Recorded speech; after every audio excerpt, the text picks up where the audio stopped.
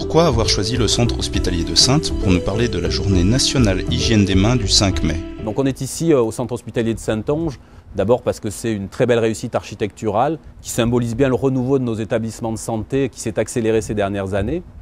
Ensuite parce que le ministère de la Santé a voulu que cette journée se déroule au cœur des établissements pour toucher au plus près les professionnels et les patients qui le prennent en charge, bien entendu.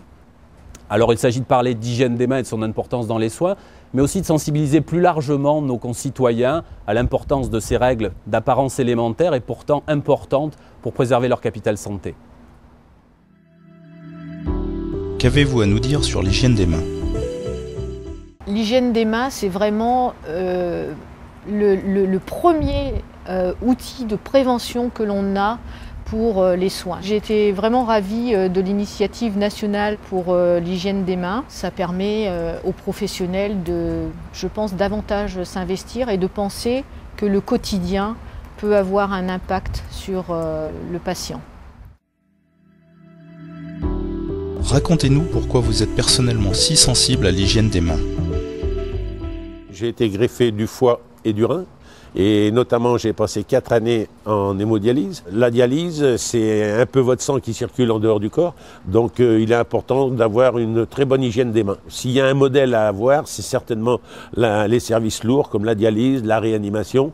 Durant ma transplantation à Bordeaux, l'hygiène était draconienne parce que, bon, c'est vrai que dans un service de transplantation, si vous voulez, la moindre faille peut être mortelle.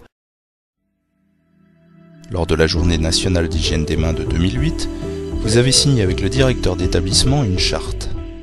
À cette occasion, nous avons rebondi en déclinant une politique institutionnelle d'hygiène des mains validée par toutes les instances de l'établissement, conseil d'administration compris. Nous en avons profité aussi pour équiper l'ensemble de l'établissement en distributeur de solutions hydroalcooliques partout dans les chambres des malades, mis aussi à destination des visiteurs.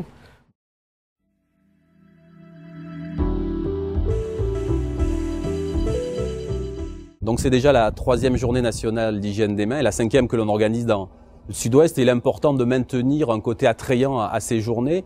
C'est pourquoi, suite à la demande de nombreux hygiénistes, nous avons essayé d'élargir le champ en parlant de port des gants, qui est un sujet voisin de l'hygiène des mains et qui a fait l'objet d'une petite révolution de concept à travers la parution des nouvelles recommandations de la Société française d'hygiène hospitalière. Nous avons donc essayé de proposer des outils pédagogiques attrayants pour faire échanger et parler les professionnels autour de ce thème et avancer dans la connaissance de la prévention.